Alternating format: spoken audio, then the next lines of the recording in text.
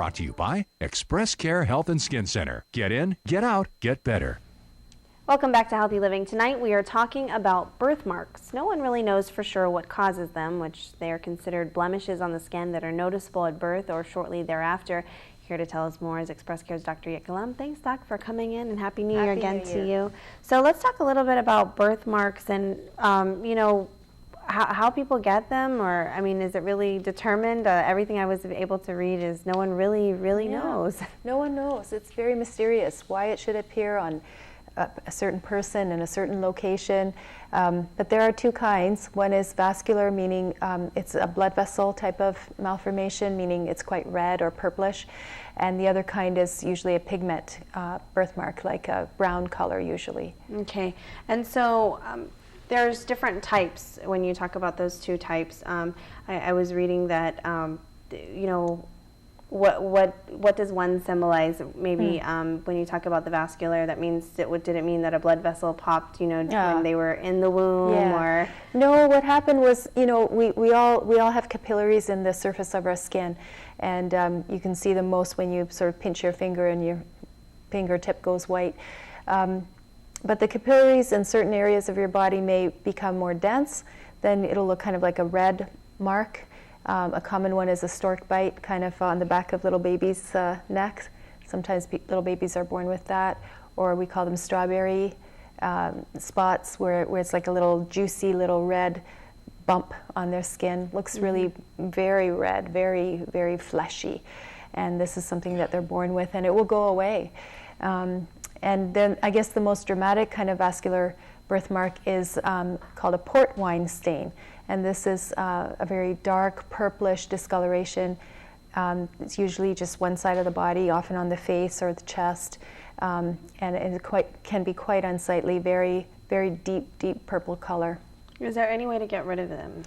A lot of them, like those vascular ones that children or babies are born with, many of them will go away with time, over about 2 years, sometimes up to about 4 years. The small cherries always go away, or the strawberry angiomas always go away. The port wine stains, those are the deep purple ones, they don't go away. They can be lasered. It requires many sessions and can be a little bit painful, so if it's very, very unsightly, they'll do it under anesthetic.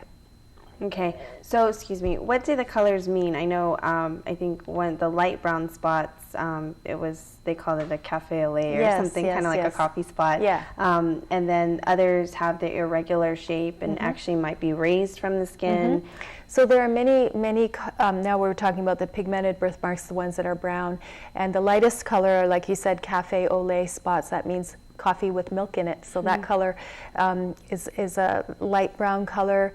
And if children have 2 or 3 of those, it's okay. If you have more than 5, then it's sort of a sign that maybe you have an underlying neurological condition, and this is called neurofibromatosis. It's a different disease that we have to screen children for if they have multiple birthmarks like that. Darker birthmarks, they can just be like almost like just a mole, small one, or a large patch. Sometimes people are born even with a white birthmark, with just an absence of pigment in an area. And this is just how the skin has developed in the womb, very gradually, with a little disruption in one area where either there was too much or too little pigment. All right, and now I know my boys were born with Mongolian spots, and I think I've read that a lot of Asian babies for some reason have them, but nobody really knows why. And I noticed that as the older one got older, they start to fade. Yes. The baby still has them, but are they considered birthmarks? They are birthmarks. Mongolian spots, Mongolian again because it's Asian, but basically dark-skinned babies or darker-skinned babies can be born with them, and they're basically like a bluish discoloration, usually on the buttocks. Sometimes it looks almost like a bruise, and they do fade over time. They're just there, again, as an unusual mark that fades. nothing to worry about. Nothing hereditary, nothing, I mean, that's just No, nothing that anybody did wrong or a genetic problem. It's just there and it goes away. Okay. Then I also saw about some purple or reddish marks that you were kind of talking a little bit about. And there was some concern about maybe the darker that a birthmark gets, maybe there might be some issues with concerns or...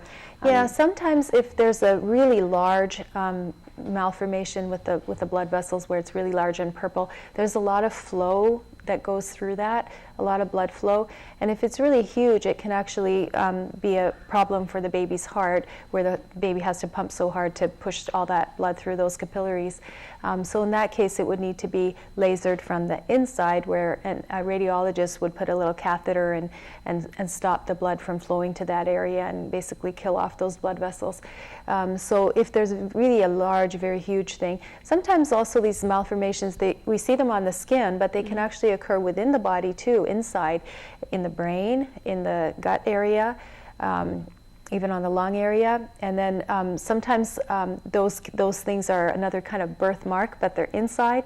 They present maybe with headaches or with bleeding, with seizures, and then again they can be treated. So these are things that they're unusual blood vessel formations that people are born with through no fault of their own, thankfully can often be treated. And so no birthmarks are ever hereditary? No, not in that you would have, mother passing it to the child, same birthmark, no. Okay. Any other words of advice or not advice, but tips that you have or information that you have on birthmarks? Some birthmarks are, another sort of interesting birthmark is called a hairy nevus, where it's actually very fuzzy, almost extremely hairy. It can occur on the arm or leg or anywhere, and these can be surgically removed. So treatment for birthmarks often a little bit difficult because they tend to extend all the way through the skin layers. If they're lasered, then they require many, many sessions. Sometimes they require surgical removal. Most of the time there's something we ignore and consider very special. Okay, well yes, I think so, absolutely. Well, we will pick up our discussion on birthmarks when Healthy Living returns. Stay with us.